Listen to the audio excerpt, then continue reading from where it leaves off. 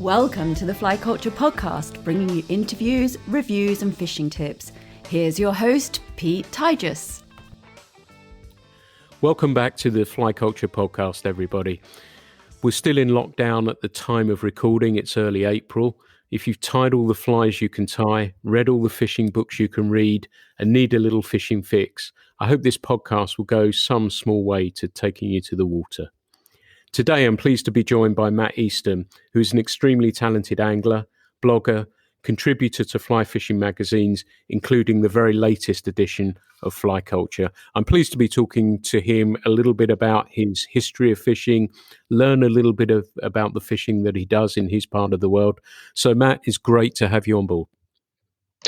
Hi, Pete. It's an absolute honour to be considered for Fly Culture Podcast.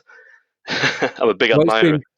Well, that's so kind of you to say, and it's been lovely to talk to you. I know we've been talking recently as well, and via the magazine and everything else. And I know you were a great supporter as well of Eat Sleep Fish when we did that. So thank you so much for that.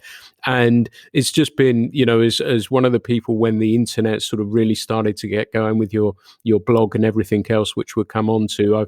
I've just always been a fan of everything you've been doing up in that neck of the woods, and it would be really nice to learn a little bit more about the fishing that you're doing. But how are you doing at the moment? Have you managed to get out? Did you get some fishing done before we got locked down? I got one day, opening day around my neck of the woods is the 15th of March, and which was a Sunday, and myself and my good friend Stuart Minikin were out that day.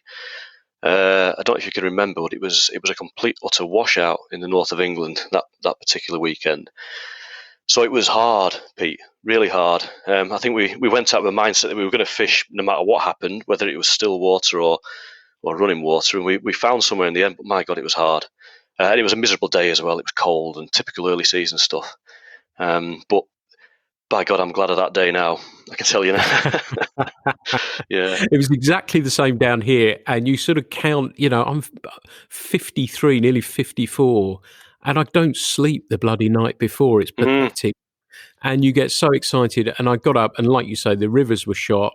And I'd been thinking about going right up the system into Dartmoor, and it was so miserable up there. But a friend of mine, Gerald, actually was up there, and a lot of other people. And you often up in that, and I'm sure in some of the streams when we come onto it, have a similar sort of case. And when you go right up the system, you often don't see many people. He said half a dozen people were around there, and obviously felt the same because winter had been such hard going as well, hadn't it? With lack of grayling fishing and everything else, I think everyone was desperate just to get out. I think so, yeah. It was hard, wasn't it? It's been remarkably dry around my neck of the woods for a lot of the winter. I'm quite acutely tuned into it because of my work. A lot of my work's weather dependent, and November and December and January were really remarkably dry. They might not have always been particularly warm, but February just completely turned, didn't it? And wiped out any, I usually try, there's one or two rivers near me where I can maybe get out and perhaps catch a grayling or two on dry flies. And once the large dark olive hatches start, I've got one or two rivers near me that are quite early, but no such chance this time. So as the clock ticked down towards the 15th, it was a proper kind of clean all the lines, clean all the rods, get everything out, check the leaders, all that sort of the ritual stuff that I don't usually bother with because I tend to fish right through the year to a greater or lesser degree. So it had a real kind of start to the season feel to it this year. And unfortunately, it's been cut off at source, hasn't it? Yeah. But that first day out was quite an enjoyable one. We did catch fish. We ended up pulling dirty great streamers back on a trib that was clearing. It wasn't particularly clean, but it was clearing, and we had some success in the end. But it was, by God, it was hard one. Sometimes just being there's enough, isn't it? Yeah, that's all that's needed. Getting out. That feels like more than enough now, doesn't it, as we speak now? Yeah. Just actually to stand by a river and look at it would do me now. Yeah. I've been, where I live, there's the walk, my hour that I'm allowed is across the lane and down the hill, and there's a stream there. Funnily enough, this morning, I think I saw a rising fish, which was really cool. And those things, like you say, they sort of lock away in your mind, don't they, and keep you just ticking over, and it seems as though the simple things are really having an impact now, aren't they? Definitely. We've probably all got places that we go to in our imagination, haven't we? A kind of default bit of river or lake or whatever that you sort of spend all winter thinking about. It might not be where you fish all the time, but I know I'm by default drawn to this one particular bit of river that I think about, and it's almost like a bereavement at the moment. There's several times during the day where it just pops into my mind, and I'll be back there one day. Yeah, we hope it's soon, but I guess as long as everyone's safe and healthy, that's the important thing right now. I think we're just going to see huge, great rush to the rivers and lakes and everything else, and I hope that sort of kind of is great to do, and people travel out as well and support businesses, the tackle industry and small still waters and clubs and everything else, and it would be lovely to see this sort of big outrush to go out into the outdoors, which we're no doubt going to see, I guess, aren't we? I think we are. Obviously, I've got the Lake District and the Dales and the Snowdonia Mountains not all that far from me, and they're busy at any time of year. But I'd imagine the influx into the hills is going to be immense, isn't it? Whatever time we're allowed. I think from our point of view, it looks like we might miss the cream of the season, doesn't it, in terms of spring hatches and so on. So I could see perhaps, I'm speculating now, but if it's middle of summer when we're able to get out again, I might be heading for the hills myself, because it might be the time of year when the rivers are not particularly in good nick, and I get a feeling I might just want to be by myself in the wild somewhere at that time. Yeah.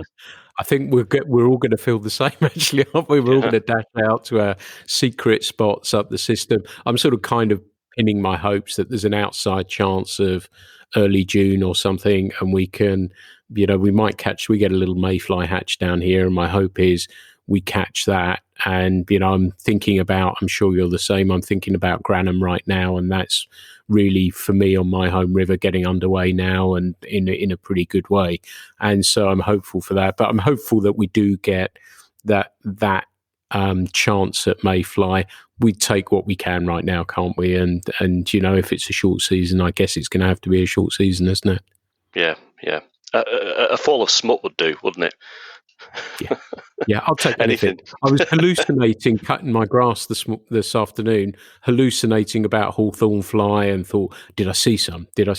And just everything now it shows how like you said, the rhythm of your life and your thought process and everything is tied with other things, but how closely the rhythm is with your life as well, isn't it? And the seasons and the hatches and the fishing and everything that goes with it. So it'll be really interesting, and my fingers crossed that we are able to get people better and get outside and enjoy the fishing again, casting a line again. I've done enough casting practice, I can't do anymore, so I'll just wait. And I know we were talking off mic about it, and you've not really got tying yet, have you? Well, a little bit in the last couple of weeks.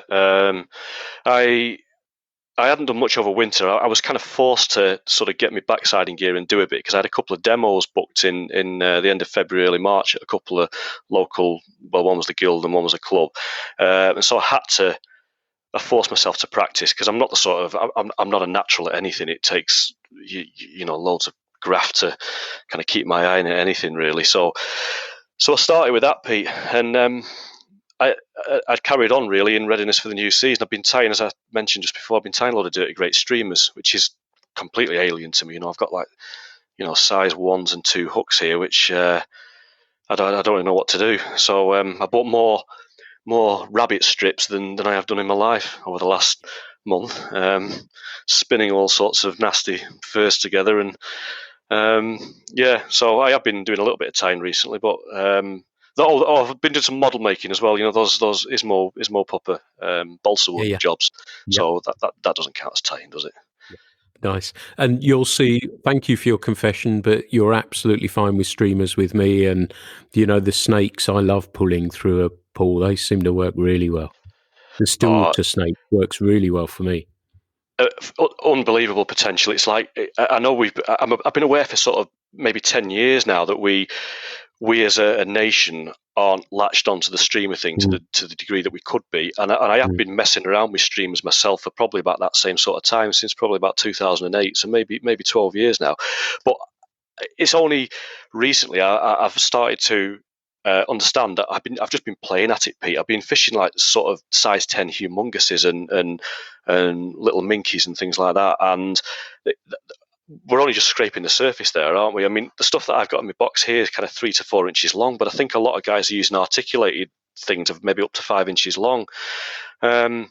So it was a little mission of mine this year to really kind of dig into it, and to the degree, you see there's guys like Martin Smith and so on who are a lot more in tune with this whole streamer ethic than the likes of I am. But I made it my business this year to try and get up to speed and see what the potential was, because I'm lucky to fish some rivers that hold big trout, and sure enough, there are certain times when you can catch them, to the dry fly during the spring hatches and so on. But for the rest of the year, they quite often melt away. And it'd be interesting to explore some of those otherwise, less often fished deeper pools and so on, I think. And during floodwater as well. Yeah, and fish that sort of size, they're going to be more likely to want a big meal, aren't they? And that's how you're going to find those sorts of fish as well. And it's a good tactic to use, isn't it?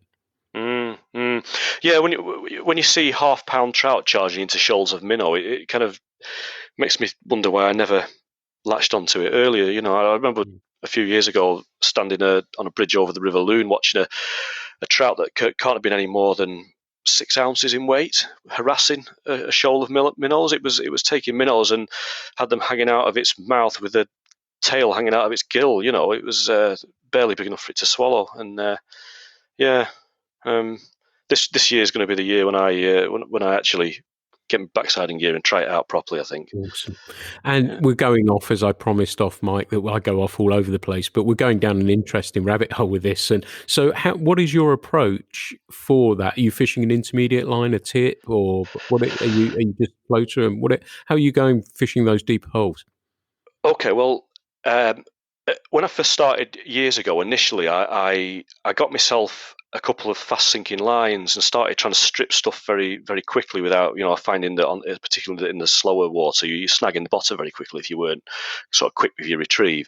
I've kind of gone a bit away from that now, and I tend to fish a floating line with one of a set of tips, if you like, from like a 5 foot, maybe die 3 type tip to a longer 5 or 6 inch a second thing. And I just find that it allows me to control the depth I'm fishing at a bit better in slower water, and I can shorten up and almost like jig the flies through more pocket water if required, fish whatever speed I like really. And obviously I like to the weight of the fly. Some are weighted and some are tungsten headed or fish skull headed, that kind of thing. But yeah, my mate fishes on a full sinker and does absolutely fine. I'm just sort of into a floater at the moment, really, and that kind of, it's almost like sink and draw kind of thing in the slower water. Yeah. I don't know. I mean, you're talking to someone here who's just playing about with it at the moment. I can't speak from any authority on this at all. It's kind of nice, and I know you're a thinking angler, and so it's interesting for me and for the listeners to get a look inside your head and your thought process for it. And I know myself that our rivers probably aren't quite as deep, and where I fish, so I fish a full intermediate. But I've always felt in my head that those bigger flies, and if I'm fishing a snake, for example, that the fish don't mind travelling for it if it's pulled a little bit quicker, or if it's not quite in the pocket for them, that they'll come and eat it because they've got its calorific content and everything else.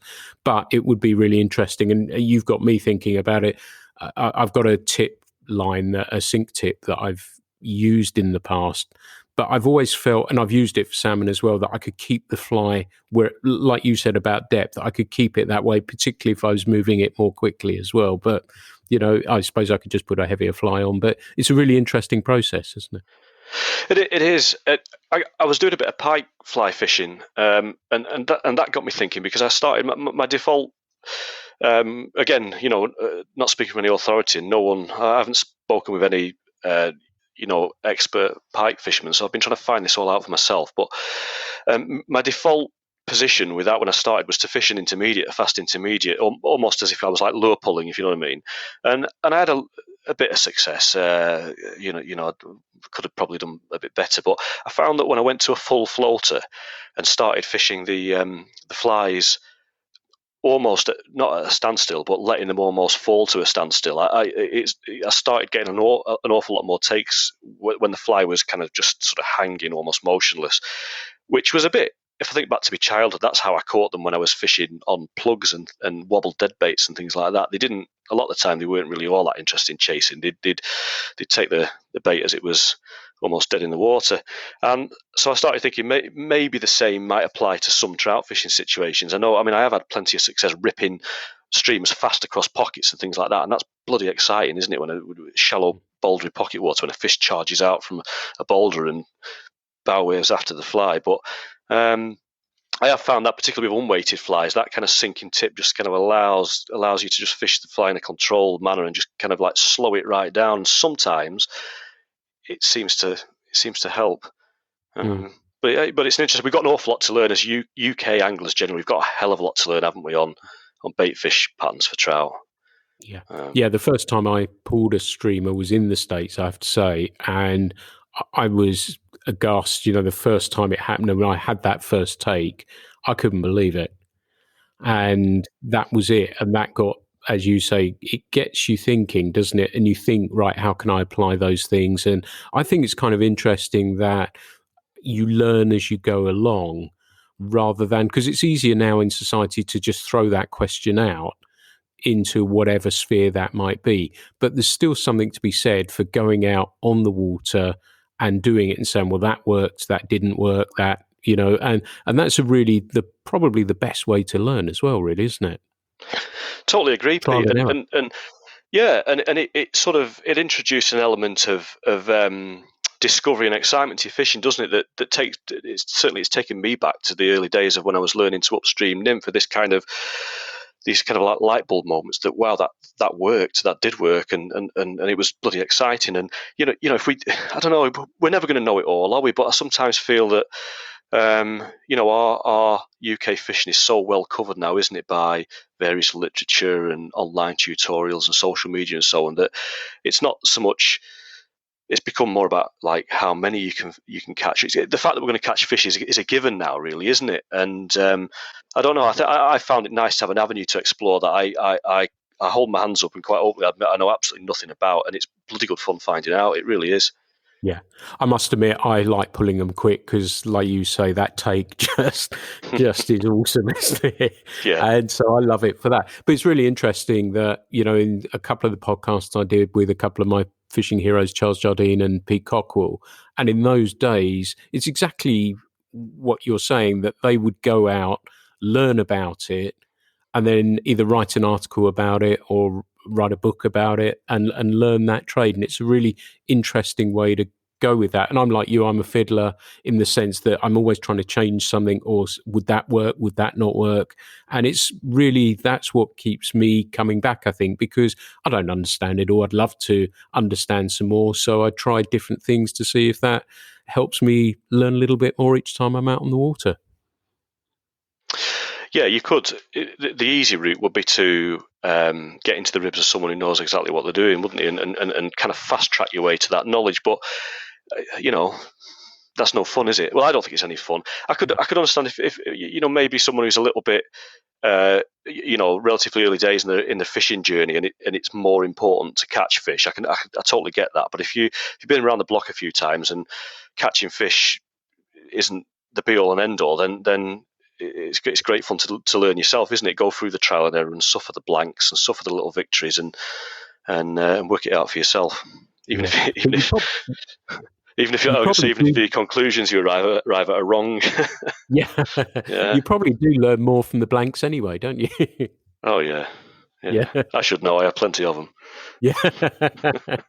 Right. Well, let's go back a little bit. Let's talk a little bit about, so people can understand. We're going to, as I said, talk about the blog, talk about a bit more about your fishing and where you are. But where are you based, Matt? And I don't want you naming your honey holes and all that sort of stuff. But where are you based, and what would be your home water if you want to name that? You don't have to if you don't want to. Oh, it's okay. There's no secrets here, Pete. So I'm born and raised and still live to the north of Preston, Lancashire. So I'm a northwest lad, which is a great location, really. I'm a couple of miles off the M6 motorway, and I've got access to Cumbria and the lakes and the Dales, and I'm about an hour off the Scottish border. I can even head sort of south into Derbyshire and North Wales and so on. So brilliant location. Although where I'm actually born and raised isn't really trout country as such. I live on the edge of the Fylde Plain, which is like a particularly flat bit of farmland between Blackpool and Preston. So my local river, I suppose you'd say, would be the Ribble. It's not the one I fish the most. It's a good river, probably a better migratory fish river than brown trout and grayling river.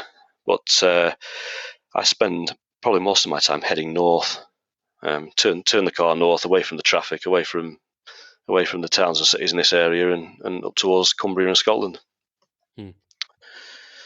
Yeah.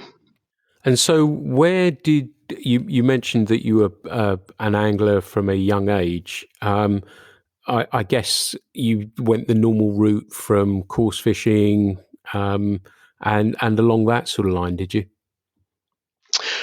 Definitely, Pete. Yeah.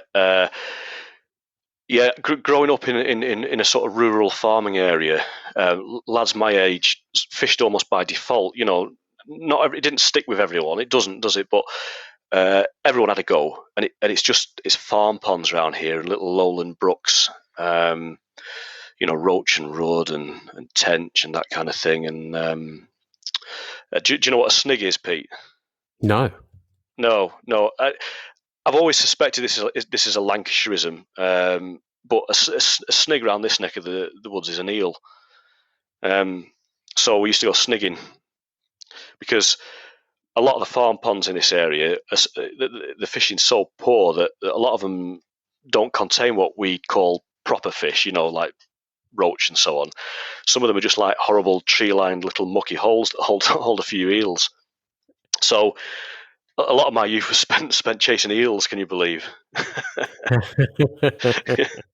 I miss them. I hated them at the time. Absolutely hated them. But I've grown up with a massive affection for eels.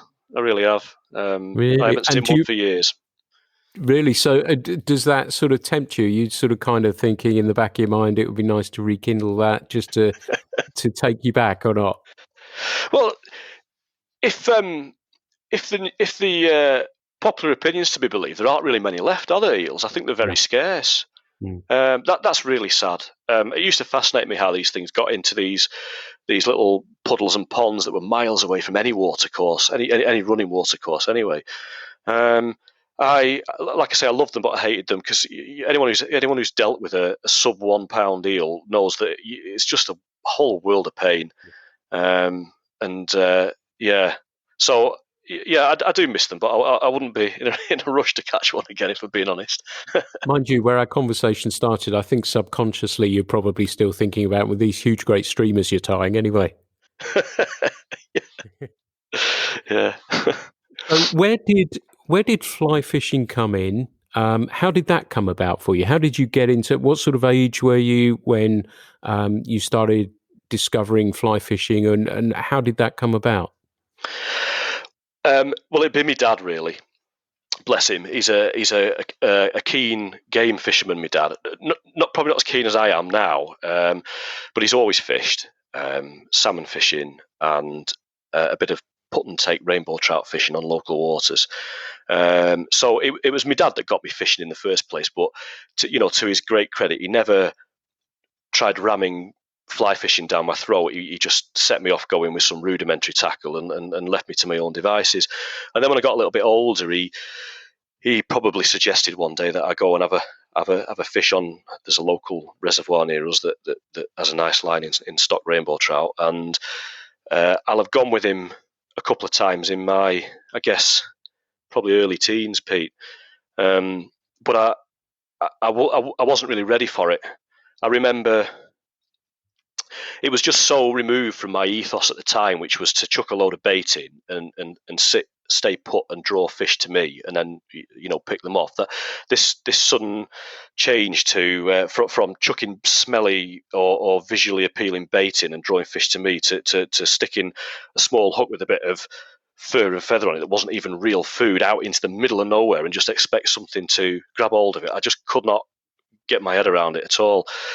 And obviously there's the technical aspect of casting, which is difficult for any young lad to grasp, isn't it? And so I think, if I remember rightly, our initial attempts probably resulted in me throwing a bit of a hissy fit and stropping off, And again, my dad, being the tremendously laid back guy that he is, just didn't push it any further, So I think it will have been.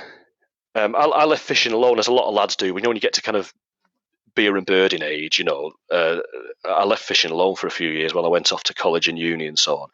And when I came back to it in the end, I think it was probably a case of looking at all my manky old coarse tackle, which I was never a great maintainer of my gear. I think my float rod, the tip had snapped, and I'd stuck an oversized ring off a spinning rod on the end, and mice will have eaten everything that was in my seat box, and there was probably a box full of dead flies and stuff. I looked at my gear and I couldn't face refreshing it, and somehow the idea of lugging gear around and buying bait and so on just didn't appeal. I just thought, right, let's try this again. So I bought a cheap fly rod, a fly reel and line, and went out. And by that time I'd got to an age where I thought, well, look, people can and do catch fish using this mystical method, so why can't I? I'll teach myself. So that's how it started, really. Yeah.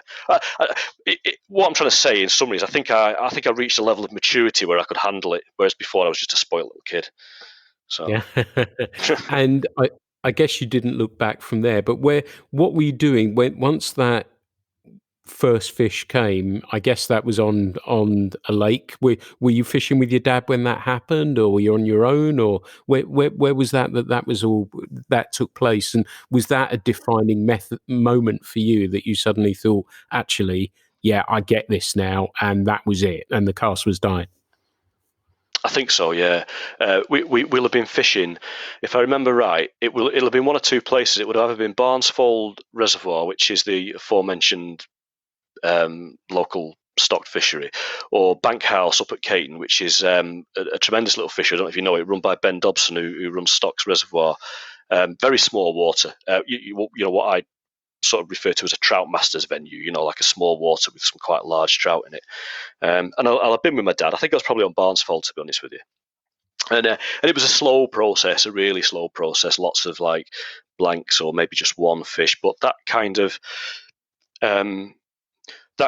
sudden life at the end of the line, that kind of, because I'll have been either fishing nymphs or lures or something, so I won't have been on dry fly at that stage. So that kind of shudder down the line, and all of a sudden, bloody hell, there's something there, and that's what got me. Although I would say that it was only really a few years down the line from that when I got myself back on running water. I'd always preferred running water as a kid, fishing for chub and so on local brooks.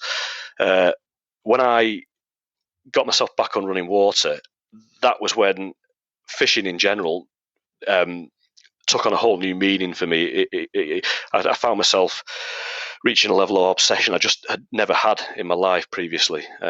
Something clicked into place, and that was the start of the slippery slope downhill, I think. I'm with you. I love what you're saying. My tackle even now is shambolic, the state of it and everything else. And people ask me stuff. I thought, I don't know. I can usually find something that will work on it, and bits and pieces like that. And it's interesting. My path is similar in sense of a still water to a river, which I think was very much the the standard way of going about things. I remember actually when you were talking about that, the first fish I caught, and it was a whiskey fly, and I was so dumbfounded. I'd netted it. It was a put and take, so I took it and I left. And the bloke said, "Where are you going?" I said, "I've caught a bloody fish."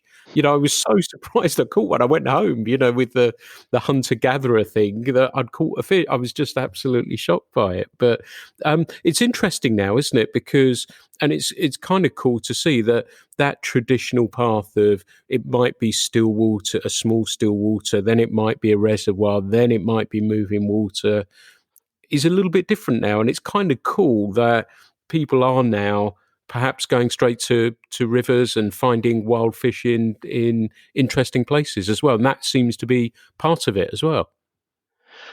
Yes, I think people, for whatever reason, are starting to maybe see the appeal, and I don't know, maybe there isn't just quite the mystique that there once was around river fishing. I mean, I remember distinctly reading copies of Trout Fisherman magazine when I was, in my buzzers under bungs days, and occasionally they'd throw in a random article, wouldn't they, about have a go at fishing your local river. And I remember reading those and thinking, oh, that's far beyond me. I got matching the hatch. I wouldn't even know what I was looking at, And it seems like, well, it seemed to me like an unattainable goal. Where I think maybe whether it's social media, Pete, I don't know. I think people are maybe less frightened of it. I know my friend Stuart, who has done. I think he's actually formally quit guiding now, but obviously he's spent a lot of his life guiding. Tells me numerous people that he's had who want to learn how to fish on a river, which is, I suppose, perhaps from your point of view as a guide, maybe quite a difficult job compared with first going out and maybe having a few casting lessons and so on. But I've got a friend, just to give you an example, I've got a friend now, a good mate of mine, Jimmy, who I've recently got in touch with after not seeing him for many years, because he got in touch with me because he wanted to learn how to fly fish on a river. And obviously I'm not in any way qualified, as I've explained to him. I did suggest he sought professional advice, but I have been kind of like trying to show him the rudimentaries of river fishing. And for Jimmy, he said he wants to fish rivers and he wants to catch wild trout. That's what has piqued his interest from the start. It's kind of interesting. I wonder if that is, like you say, the reach of social media, and where fly fishing in other countries like the US, Scandinavia is deeply cool. Younger people are doing it. That's perhaps had an impact on people saying, actually, I like the culture of that, but I also like the idea of going out as much as we can do it in the UK, comparable to Scandinavia or America, and going out in essence off the grid a little bit more and going to find some wild fish, walking a little bit and doing things along those sorts of lines. I don't know. Do you think that might be part of it? Definitely. I mean, if you look at Instagram and so on, there's so much material there that would stimulate someone's interest, isn't there? It's really appealing. These pictures are beautifully presented, beautiful fish in fantastic surroundings. It's got a slightly less stuffy feel to it now, UK fly fishing, hasn't it, these days? I think it'll continue to get more and more. I don't want to say the word trendy, because I don't think it'll ever be trendy, but you know what I'm saying, don't you? And I think that in itself is probably more appealing than the image of sometimes they can look quite lame stockfish, can't they? Quite a lame looking stockfish in a put and take fishery that, it's not just, doesn't carry quite the same sort of story with it, does it? No. And I think the fact that that's out there, that portrayal of fly fishing, that look, we're out there, we're doing interesting stuff, we're out where no one else goes, we're seeing things that no one else sees. I think that the fact that now that message is available for people to see, I think probably inspires quite a lot of people. Yeah, it's interesting actually, coming back to what you were saying about guiding. We didn't do anything on ponds or lakes or anything. Everything was on the river. And so it was kind of interesting. I started my career with Nick and we were on the fishery there, and I learned so much in that time. But 16 years later, it's kind of nice to have been spending a large part of that on the river, teaching people. It makes you a better instructor. It makes you a better fisherman, actually. And, putting a rod in somebody's hand who's never done it before yet, you've got to teach them all of those things, not hook a fish for them and get them to cast an upstream fly is kind of fun and stimulating on if you're doing it 6 days, 5 days a week, it's kind of stimulating to do that rather than, as you say, you could put a bung on and a buzzer or whatever and catch fish. Nothing wrong with that at all. And that's a great way to get people into it.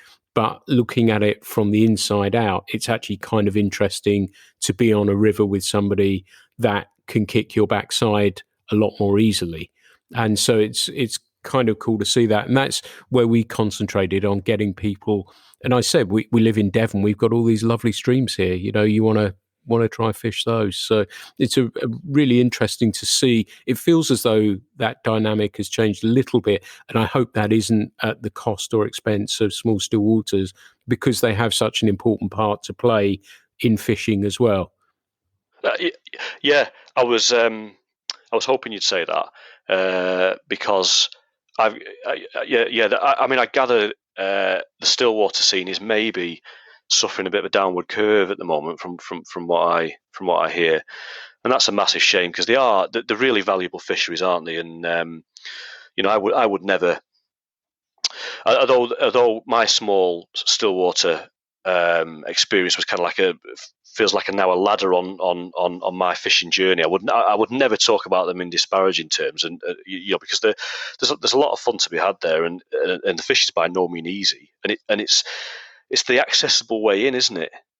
And it's a vital route in to fly fishing for people who perhaps wouldn't know where to go, perhaps wouldn't know where to travel or what day tickets to buy. But the river fishing thing is one thing I found out with my lad who's not particularly interested in fishing now, to be honest with you, but he's 13 and I have had a go with him, and my mate Jimmy, who I just mentioned, is one thing that I've realised, and this is from my unqualified position, is that getting someone fishing and catching fish on a river isn't actually all that hard, is it? I listened to your previous podcast with Andy Buckley earlier in the week, which I found was really interesting. I've never met Andy, but I actually I liked a lot of what he said. I could relate very much to a lot of what he said, yeah. And he made some very good points about the French leader, didn't he? Because I know you and I were talking about this a couple of weeks ago, and the does it dumb down fly fishing argument. But I think I said to you, Pete, that it's probably the easiest way of extracting fish from a river, isn't it? If you were gonna teach a beginner to catch fish from a river, that's I think I said to you, I could probably I could get a kid catching fish within half an hour on a river on a French leader if there were fish there to be caught. And so it's interesting to hear Andy say that that's exactly how he kind of approached it from his point of view as a very valuable method. And I think if we can get beginners in that way rather than maybe just defaulting to still waters because it's perceived to be easier when it isn't necessarily always easier, I think that's got to be a good thing, hasn't it? Yeah, no, I'm with you. And that point he made, I think, was absolutely spot on. I was trying at the time and to sort of take it in a slightly different directions in a sense of people using that to get photographs to get along a different line. But that point he made was much more pertinent, much more important. And as you say, if it gets people who haven't fished and particularly younger people as well, because you want them catching fish to keep them interested. And if that's a way to do it, you can take them to a stunning little stream and they can catch some fish. Well, that's kind of cool. So I'm all for that. It's not certainly from my point of view, and I think we said at the time, I can't quite remember now, but I think it's a valuable and useful tool. And for me, I was saying I wasn't using it on our rivers here. We had no water, and I didn't think it was right at the time to fish that sort of method when the fish were all stacked up in one sort of place, I guess. So, but I think that's dead right. And, there were arguments in a similar sort of line with Tenkara and other sort of methods to encourage and bring people into fishing without having to learn the technicalities of fishing, so you can get them on the river and off they go very, very quickly, I guess. Yeah, but you make a good point, or you allude to a good point there, that about the technicalities. The flip side of the argument is that if that's the way you learn to fish, and that's as far as you choose to take it, then have you really learned how to fly fish at all? Which is a good question and a difficult one to answer, really, because I don't think there's any doubt there is a sizable proportion of the next generation of fly fishermen who are probably very, very kind of leader to hand centric, aren't they? And because it's successful, and because it gets a lot of fish, lots of photos of fish, lots of social media likes and so on, it confers a kind of ability, doesn't it? And obviously every branch of our sport requires ability to become competent at. But my own view is that I think fly fishing as a whole, I think to be considered a competent fly fisherman, you should be able to employ all the different aspects. Shorter casting, longer casting, sunk, floating fly methods, short line methods, everything. And I'm not sure I don't know. Does our current generation have that? Are we able to pass that down? Like upstream wet fly fishing in my neck of the woods, which has a generations long tradition, has more or less died out, Pete, to be honest. I can count on one hand probably less than one hand, the number of people I'm aware of who have and know how to fish the wet fly upstream. Yeah, it's kind of interesting, isn't it? And it is, I think without going, and we won't go down the social media thing, but it is kind of interesting that we can use all these other methods to tempt fish as well. And I guess we're all different, and fishing's a microcosm of life as well. And I think part of this comes from maturity as you get a little bit older, a little bit more relaxed. It's not about catching lots of fish, particularly if you're a river angler as well. I think that with that sort of maturity, I just go, if I catch a fish, cool. The reason I love it, and I said elsewhere, is that coming from a sporting background, the casting is a pleasing part of it. So I want to try and make a good cast. And then if that catches a fish, that's part of that process for me. And nymphing can work really well. I enjoy that as well. But like I've said before, I only like to fish that during the winter. I think that's the appropriate method for me to fish for grayling in the winter, unless they're rising, October, November, we get them rising here and I've got a chance at them then. But that, I think, is the right time. The rest of it, I'll stick with casting a fly line because I like it, but it's not me preaching. That's what I kind of like doing, to be honest. Yeah. I think we've got such a broad range of techniques at our disposal these days, haven't we? That I think we owe it to the fish that are in our rivers that to be fair, few fish are safe from us anglers now, are we? Are they? The methods that we can deploy, we've discussed a couple of them, the sort of French leader and streamer fishing and so on, means that really like no fish are out of bounds, are they, anymore? And I think we've got a duty of care to exercise a little bit of discretion at times, and it's easier for us more experienced guys to talk about that because there's less of a pressure on us. We're not all that bothered about numbers anymore, are we? But we've also got to respect, I think, that everyone's on a different stage in their own fishing journey, aren't they? And I'm sure you can too, but I can clearly remember the days when I wanted to empty the river of fish. A phase I went through where I set about every day, and my little target was to adapt my methods to the message that the conditions and the fish were giving me, and optimize my catch rate for the entire day, which I suppose, and this is a non-competition angler speaking, I suppose that was probably as near to a competition mindset as I ever got. I was trying to demonstrate to myself that I could use a variety of methods and read the water and the conditions correctly. So it was a phase that I went through where that was important, but it's not important to me anymore. But I do accept that is important to some people. Yeah, but I think I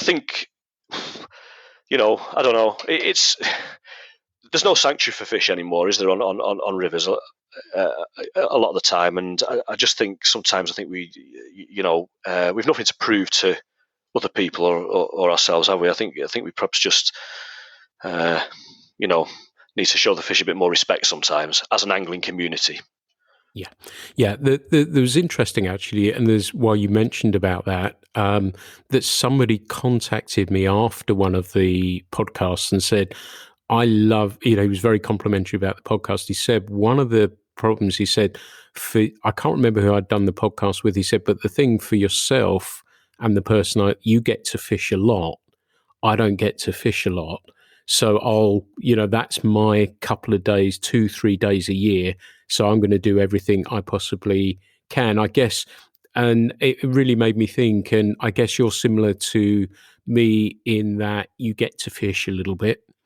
And so you get more than those couple of days of the year. So I guess, that's a very valid and fair point as well, that not everyone can fit the amount of days that we're very fortunate enough to spend on the river. So there's that angle as well. But I'm with you in that I think, we do sometimes leave a pool alone if it's been good to you for a bit. And I'm even to the stage, if I'm salmon fishing early season, I catch a trout, and it makes me sad because I think, that might have been one I might have got a crack at when he was rising, and whether he's going to do that now. And, it's kind of interesting. And I'm convinced in my mind it's a maturity thing that as I get older, I don't need them all. I don't need, a couple of fish here and there is great. A few hours. I don't fish. I don't know if you're the same. Do you fish for a whole day, or how do your days structure now? Needs must, Pete. Due to work commitments and family commitments, a big chunk of my fishing is done on summer evenings after work, which can be, successful to a greater or lesser degree. Our evening sport seems to be getting worse every year, I would say. If I'm out for the day, I don't know. I don't fish as hard as I used to. I like a bit of company more than I used to as well. So I'm usually fishing with a mate, and you'll know yourself. There's an awful lot of chin wagging and chewing the fat and ligging around doing not a lot at all, is it? Not so much fishing, particularly if it's one of those sort of spring hatch dry fly driven days where you're on the lookout for a good fish. I mean, sometimes you can barely make a cast all day. So yeah, but there was a time. I mean, seriously, there was a time when Saturdays used to be my day. My wife would be at work. We didn't have any kids then, so every Saturday. And when it got to the dog days in July and August, I'd be up at 3 a.m, up the motorway, fishing at dawn. I'd have a sleep in the grass when I got tired. Then I'd start again, and I kind of like, even, I knew I was flogging a dead horse, but I just fished all day until I could fish no longer, Pete. Yeah, I was the same. I think I've said on one of these that my friend Ray that I used to fish a lot with, he's from the States, and we used to go all over the place fishing, and we wouldn't eat or anything. And I remember distinctly we were fishing in Dorset on the Piddle, and I said, dude, we've got to eat. I'm absolutely knackered. We'd started at silly o'clock in the morning to drive down there and fish.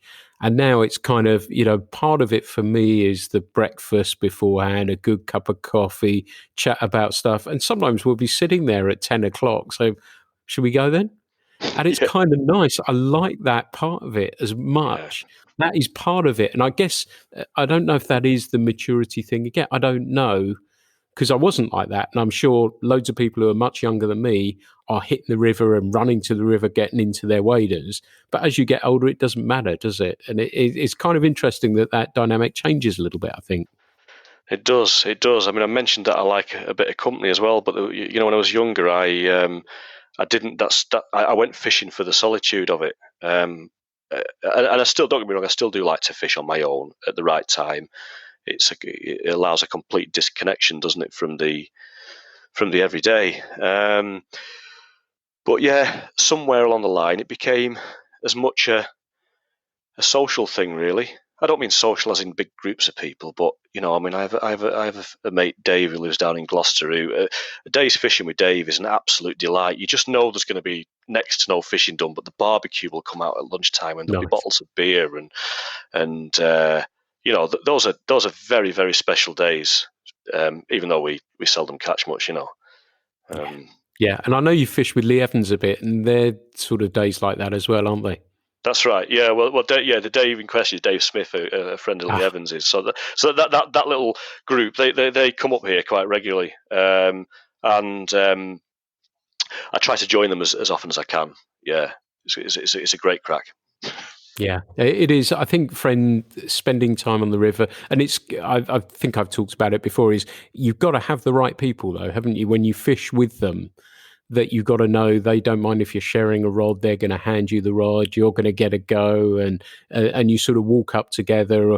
And somebody said to me, I don't really get it when you say you're going fishing with someone, you split up and then see each other at 4 or 5 o'clock, and that's it. That's not, to me, what it's about. I love, if you're semi-guiding each other, or like you saying, chatting away, or let's sit down for 10 minutes, and that part of it is really cool. I think, funnily enough, since I've quit guiding now, that I kind of like being on my own, because I spent so much bloody time with people on the river, that I'm actually enjoying being, I don't know if it's right to say it, but a tiny bit selfish, and going fishing on my own every now and again. And I love fishing with friends. And like you, I'm very lucky. I have lots of friends that I go fish with, but I actually am quite enjoying those little snatches of fishing on my own as well, and reconnecting with it in a different way.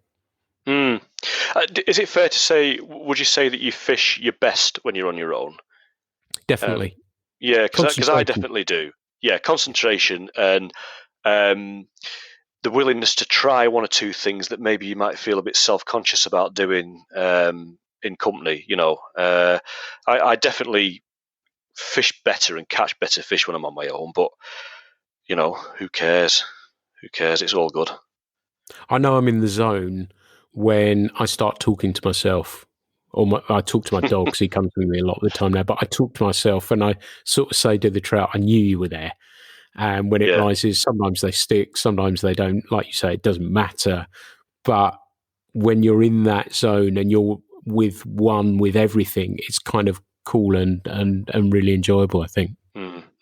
Yeah, definitely. There's the zone. I know it's a cliche, isn't it? But you only really get into the zone when you're on your own. And if you're in the midst of a hatch, and just for that kind of half hour that feels like a lifetime, everything just falls into place. And it's the sort of thing that you spend days afterwards replaying in your mind, isn't it? Those few minutes.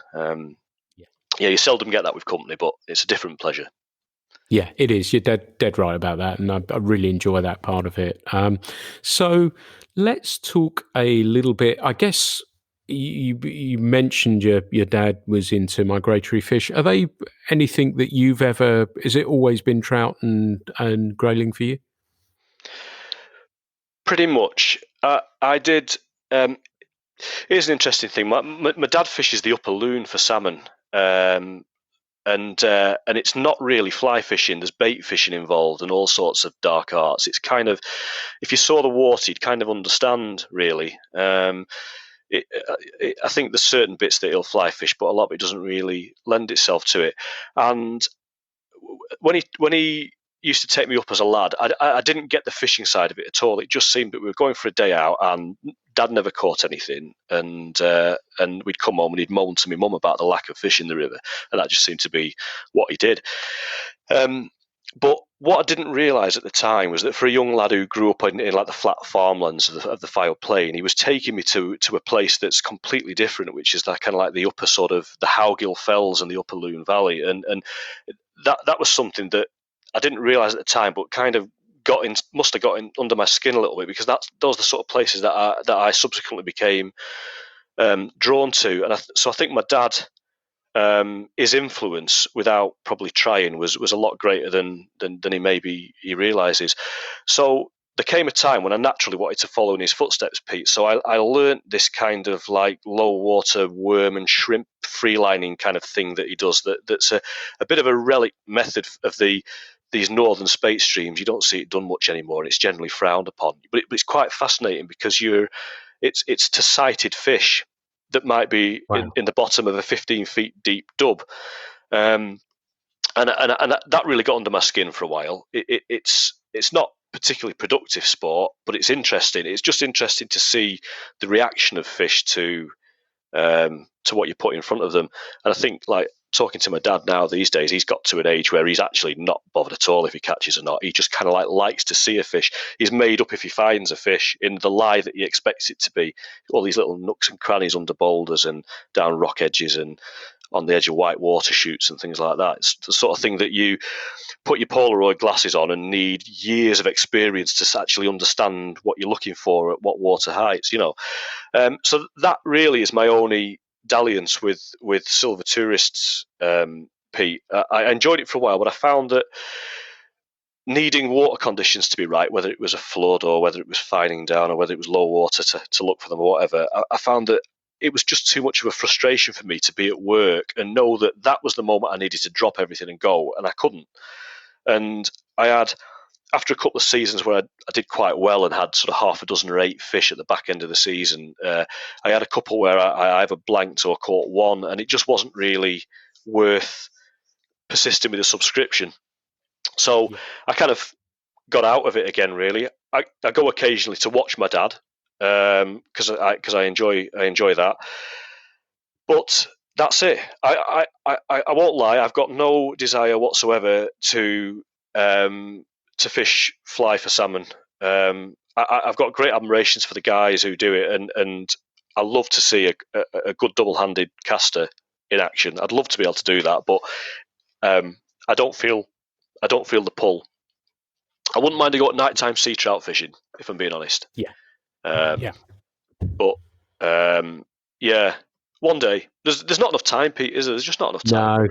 No, absolutely. We're busy with other parts of the life, and you choose, I think, where you feel most comfortable and most happy, which is if you've got a day's fishing or a few hours, that's what you go for, isn't it? And that's where you migrate towards.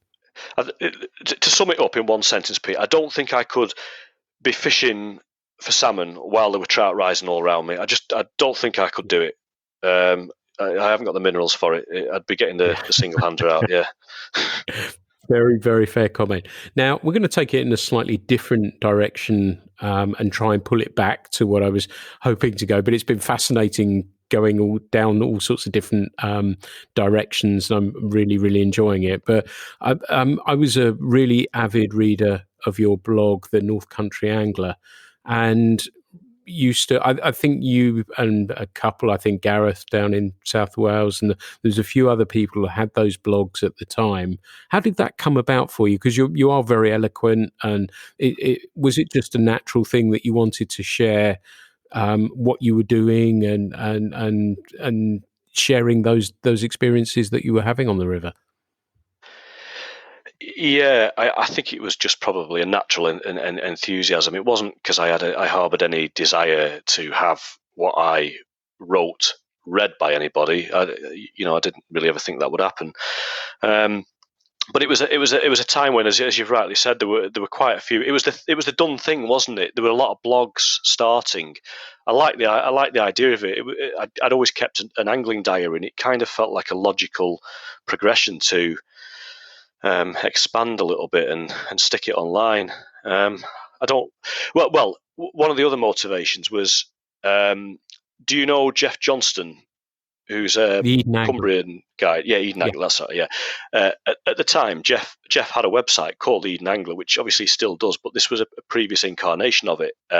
Wasn't so much guiding orientated, because I'm not sure if he was guiding per se then, but it read a bit like a blog. He'd write little narratives of his days fishing in the Eden Valley, and I absolutely loved it. He had a really brilliant, straightforward, no nonsense way of describing his days fishing and how he went about it, and that really got under my skin. I loved Jeff's website, and when he ended it, he took it down for whatever reason. A year or two later, when I was looking at these angling blogs and was sort of thinking about maybe having a go myself, part of what drove me was I thought if anyone out there could derive even an ounce of the pleasure that I got from reading Jeff Johnston's stuff, then it'd be worth doing. So I don't get me wrong. I'm not saying I was picking up where Jeff left off because I wasn't, but that was kind of part in my mind. I thought if someone can, it's the local interest thing, isn't it? If someone can kind of like share what's going on in their local rivers a little bit, and if someone else finds it interesting, then it's been worth doing. So that was part of it as well, really. But mainly 9/10, it was just kind of like really a sort of extension of my angling diary, I think, is how it started. It's interesting you mentioned that, because I was speaking to somebody the other day about it, and he said now, and we said we were both terrible about keeping diaries, but he said he was using Instagram as his diary these days. So he knows the dates of whatever, because I can't remember anything, but it's in my head, and I want to try and, when I can't get on the river, replay everything in my head. Whether that works or not, I don't know, but I don't have books to go back on, and you have my utmost respect for doing that. But I guess it was a really, really popular, well thought of blog. Did you have lots of people contacting you as a result of that and asking you advice, and it was drawing people to your neck of the woods to want to go and fish, having seen what you were getting up to? The latter, to a degree, yeah. I think it resulted in quite a few queries about local fishing and where could day tickets be procured for this, that, and the other bits. I didn't get people looking for advice really, and any queries at all only came quite late on, because I think the thing ran for about 12 years, but the first 5 or 6 years it might as well have been might as well have not existed, really. These things are so slow mine was so slow to gain any sort of traction at all. But by the end, I was getting quite a few contacts, from people who wanted information in the local area, really. Yeah. And did you have anyone? I know you've touched on it before, but did you have anyone wanted you to take them out and guide you? Occasionally, I avoided it because I would point them in the direction, respectfully, of someone who knew what they were doing. Other guys in the area like Stuart Minikin and Jeff Johnston and Jeremy Lucas and so on. I think. I like to think maybe people understood from the way I put it across that I wasn't trying to expertise, as John Gierak once said. I never tried to portray myself as anyone who had the slightest clue what they were doing. So I think people must have latched onto that, because I didn't get asked for work very much. No. And so you said you ran the blog for 12 years, and then you closed it down. And was there you just sort of, it had run its natural course, or you just felt that was enough after 12 years? Yeah, I think it ran its course, Pete.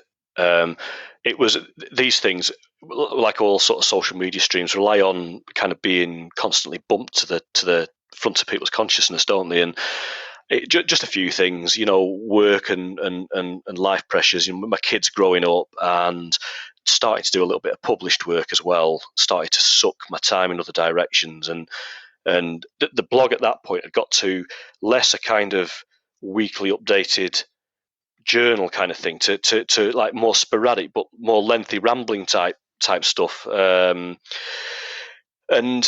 it was harder to find the time to do that, and I was finding it was just kind of sitting there stagnating, really. Whole months passing without being updated, and I part of me wanted to keep it going. Part of me wishes I still had, and maybe updated it and transferred it from being a free blog platform to perhaps a proper website, but it's just like everything in life, it's time, isn't it? Yeah, so I did the honourable thing and gave it a respectful funeral in the end and removed it altogether. And you said that published work, and I know I enjoyed the articles you have written for Trout and Salmon, and I was absolutely thrilled that you're in the current fly culture as well. Did you find that was a natural progression? Do you find writing, is that a background that's always been of interest to you? Is it? Do you find it easy to write? I can find it easy to write, Pete, but a lot of the time I don't. It doesn't come naturally. But you see, that was the beauty of the blog. It was kind of there to offload on when I had something to say, or when I felt that I was in the mood for committing pen to paper. So the published side of things is a lot harder, isn't it? Because you are you're doing work for someone, aren't you? And that may involve a deadline, and it'll involve a brief, and that whole imposition of a task, I find makes it 10 times harder. I really do, because I'm not a natural writer. I think I've always enjoyed it. I maybe didn't realise for many years in my life. But yeah, no, it doesn't come naturally. If I'm not in the mood, I might as well, I might as well not bother. Yeah. Yeah, I remember, and you were one of the very few people, and I mean this, when I saw you at the BFFI, and when I was thinking of bringing fly culture, and I spoke to you and I said, I'd really love you involved. And you said, keep me in touch, because you were going through a spell then where you felt you couldn't really write. It was only a short spell, I think, but you just felt at that moment in time, you weren't really ready to do it. And I know exactly what you mean with that. And right now, not being able to fish, I'm finding it easier to write, funnily enough, and I'm putting short little essays on the Fly Culture website, the Facebook page, sorry, and I did one this morning about just being a fishing guide, and then one about the little stream that I walk along every day and how you feel differently about it when you can't fish it, sort of thing. And it's funny, the things that can trigger. Do you find that something will trigger an idea and you just go whack and it happens? Absolutely, yeah. It has to mean something. It has to be something that you feel, doesn't it?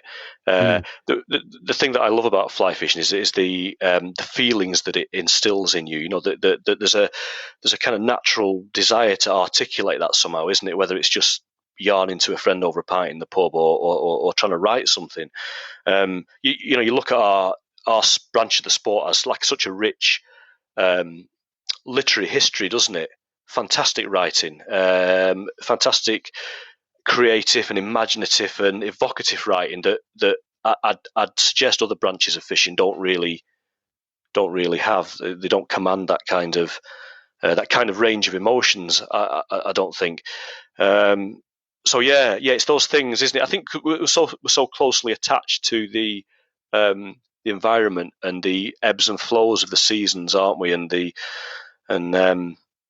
the flow, the same way our water flows, the whole environment flows around, doesn't it? And I think sometimes we can't help it. We're just touched by something that we feel, aren't we? And that's what kind of inspires me to get going. Rather than any desire to try and expound theories or techniques or anything like that. Yeah. I find it easier to write about going or what something means rather than a how-to. I've written how-tos, but I'd much prefer to write something about whatever, and fishing may be the thread that holds that together sometimes. But yes, it's very, very interesting. So we touched on it a little bit. How do you think fishing looks to you right now? Is it in a good place? Is it in a bad place? How does it feel? Well, that's a difficult question. It feels like it's a sport of declining participation, but I'm not convinced it's in a. I think there's life in the old dog yet. You hear a common complaint is that there's no kids coming into the sport, don't you? There's no youth, but I'm not completely convinced I buy that. I mean, I don't disagree. I don't think there are many kids coming to the sport. But then I seem to remember as a young lad myself, I used to read the Angling Times, and there'd be people like Mark Downs and Des Walker complaining that there weren't kids coming to the sport then. And I just think, society's focus shifts, doesn't it? I mean, our focus was probably shifted by things like watching football and watching the telly. It was always the telly with us, wasn't it? Don't sit in front of the telly, you'll get square eyes. Well, yeah. my kids now, it's not the telly, it's the tablet or the Xbox or whatever, and a friend of mine made a good point a while ago when we were discussing this. He said, well, okay, there aren't kids coming to the sport, but then, is fly fishing really a kid's sport? Isn't it something that people, and we alluded to this earlier, people turn to when they gain a certain degree of maturity? It might be that you move through course fishing or whatever route, or a lot of people that I'm aware of have come completely from the cold to fly fishing. I mean, again, my mate Jimmy at the ripe old age of his late 30s, he's the keenest person I've ever met. He's absolutely consumed by it. But you can't. It's difficult to see how the Jimmy that I knew at the age of 18 would have felt the same way. So I think there's always going to be people, of kind of like in their sort of late 20s, 30s coming into the sport. I think that will slowly, take over where us old codgers end up leaving off. Yeah. I would be saying the same. I've got to say, I'm involved. Yeah. Sorry, Pete. Go on. I was going to say, all the conversations I've tended to have about this is that I've not really seen or heard a lot of negativity about it. We're seeing, as you say, the declining numbers. And, I've said many times on these that I think the Stillwater boom is making that look worse than it possibly is. I think people are coming to it, as you say, and we've discussed a little bit later, so maybe 20s, 30s, that sort of age, and going straight in at the river level. So that seems pretty okay from that point of view. That I think after everything, when this calms down, and when I hope it does, and like we said, everyone's fit and well, that I wonder if we might see a little bit of a rush for people want to get out in the great outdoors, and fishing may be a part of that. I think the Bob Mortimer and Paul Whitehouse program has done nothing but good for fishing, and things like that I think are helping the cause a little bit as well. We're going to be a niche always, aren't we? And I kind of like that anyway, but it doesn't feel as though it's sort of in a really grim and dark place to me right now. No, I agree, Pete. And it's like we alluded to before, isn't it, on the sort of social media streams portraying this more dynamic, attractive aspect of what wild trout and migratory fish, fly fishing is all about. I think more people were aware of what fly fishing as a niche of fishing is all about. I think it'd be more popular because, how many times do you get asked at parties or social gatherings, when someone lets slip that such and such Matt fishes, and it's like, oh no, please, and then you get the inevitable barrage of questions like, how can you be so patient, and how can you sit there in one place for so long, and do your fingers not smell after you've been, and all that sort of thing, and I used to try and tell these people, I used to try and educate these people and tell them, no, that's not what it's all about, blah blah blah, and I after suffering so many blank faces and stifled yawns, I just don't bother anymore. I just try to change the subject. Yeah, I'm exactly the same. Don't bring up fishing, and invariably it does, but don't bring it up. I said, because once I get my teeth in, I ain't going to stop. So you need to understand that and try and divert it off in a different direction. And, I usually, like you say, I don't sit under an umbrella. I use a fly rod, and I'm not J.R. Hartley. Yes, and that's it. Yeah, I don't wear breeks. And then you can usually, you can usually cut it off from there. So, but that's encouraging to hear, and fingers crossed that it continues. And we're lucky. There's some wonderful anglers around at the moment, and that are younger, that are forging ahead. And I'm so pleased to to see that and be lucky to know some of them too. What about traveling for fishing? Have you, does where you live, because it sounds as though you're positioned perfectly for fishing. Do you tend to travel abroad for fishing? Have you traveled abroad? Or does your neck of the woods have everything that you really need? I haven't done much travelling, Pete, and it's more due to my personal circumstances, really. I came to fly fishing in a serious way in my early 20s, by which point I was kind of already on the verge of settling down and moving house with my good lady wife. And you know how the hamster wheel goes. You get a house together, you do the house up, you have kids, and I'm at a stage in my life where, in my early 40s, my kids are perhaps just starting to come out the other side. My kids are 14 and 11. But, up until this point, the prospect of me gallivanting off to do a week's fishing in Cuba or, Montana, it's just not on the cards at all. My missus, she'll quite quickly remind me that a lot of my fishing friends are either single or divorced, so yeah. I mean, longer term, it's definitely something I've got. I've got a whole bunch of plans. But apart from I've done a little bit in Canada. We have some relations in British Columbia, and I've been over a couple of times and done a little bit of not really serious, just packed a bit of travel gear and done a little bit of fishing on like the Bow River and so on, which has been an eye opener. That's an amazing river, isn't it? The Bow. I've heard good things. Yeah. It's a big, scary river. The ever-present threat of bear attack adds a little bit of excitement to it. In the more rural bits of it, caught an awful lot of Rocky Mountain whitefish. They're considered trash fish, aren't they? I like them. I quite like to say I like them. Mm. Yeah. So, where is your dream destination? Where would you love to go fish, and what would you like to experience when you're there? I'd be less inclined to do the sort of stock in trade New Zealand, Montana, maybe even Iceland kind of thing.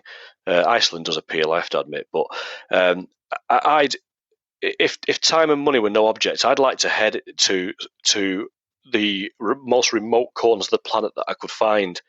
Maybe Russia, parts of Russia, or South America. The unusual stuff that that maybe you don't hear all that much about. Strange corners of Alaska and so on. Rather than the honeypots. I haven't got the first clue about how I'd go about doing that, but occasionally, some of the likes of John Gierak type writing that I've come across in the past, talking about big brook trout in remote corners of is it Newfoundland, the brook trout? Newfoundland, Labrador. Is it Labrador? Yeah, that sort of thing. I find fascinating. Long road trips, and then long paddles and float plane drop offs and things like that. I'd like to experience that sense of just being completely detached from the world. It's amazing, isn't it? You mentioned John Gierak there, and it's amazing no matter how far away he is to us and how different the fishing is. Certainly in the UK, how many people he has impacted here as well.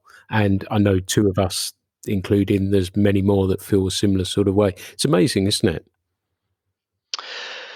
Yeah, I think he's got a very easygoing style, hasn't he?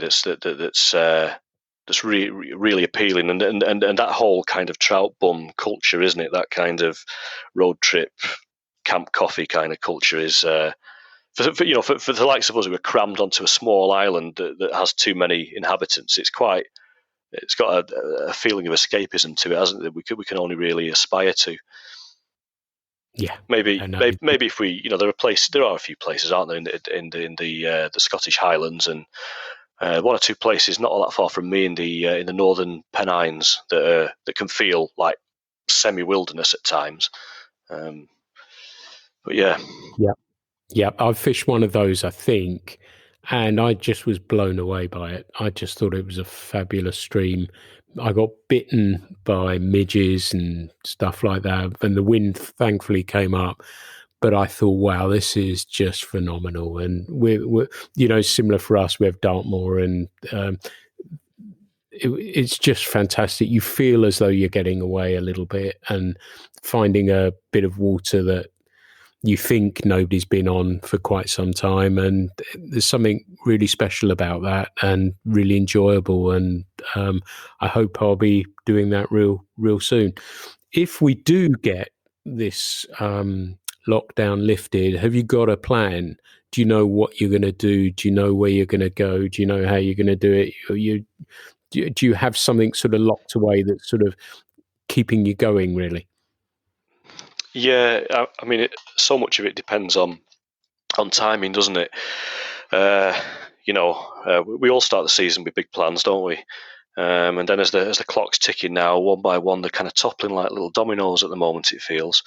I've got a few things in the pipeline. There was going to be a lot of spring fishing on our local rivers after big hatch feeding trout.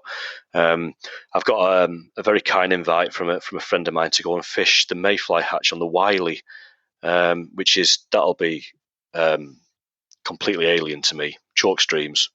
I've barely touched a chalk stream, and I think if things go the way they look like they're going to go, I think I'm probably going to be heading up into the hills and maybe doing a bit of camping stroke fishing on some of the remoter waters I can find.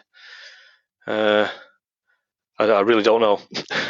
It's nice. It looks as though it's just nice having those little plans and being able to think about those a little bit when times aren't quite so easy. And I hope all those come off. Can you believe we've nearly been talking an hour and a half, and we've gone completely off on all sorts of weird and wonderful directions? But I think it's been wonderful to speak to you. I'm really proud that we've had somebody like yourself in the magazine as well. You deliver, and I know one of the things with Girak that they say he delivers an article in really good shape that needs nothing doing to it. And it's really cool with your stuff. It's been exactly the same, that it's perfectly delivered and we can just load it up. And that's been absolutely fantastic. And I hope you'll continue your writing. I hope you'll continue to enjoy your fishing just as much as you always have done. There's little doubt in my mind that's not going to change anytime soon.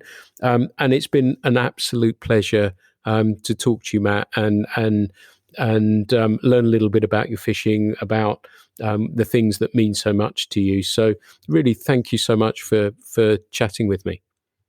Thanks, Pete. It's been a pleasure's been all mine. Believe me. Fantastic. Well, I hope we'll get to spend some time on the river sometime, and I may come hunt you down on that river that I think we have just been talking about sometime. So that would be wonderful. But thanks so much again for talking to me. So, Matt, it's been an absolute pleasure. Thank you for chatting with me. This is Pete Tigers. This has been the Fly Culture Podcast. Please keep well. Please keep safe. And perhaps even by the time this is out, we may be fishing again soon. But thanks again for listening to everyone. I hope you've enjoyed this podcast as much as I have recording it. Thanks. The Fly Culture Podcast is brought to you in association with Fly Culture, a quarterly print magazine. For more information, please visit flyculturemag.com. You can also find Fly Culture on Instagram, Facebook and Twitter.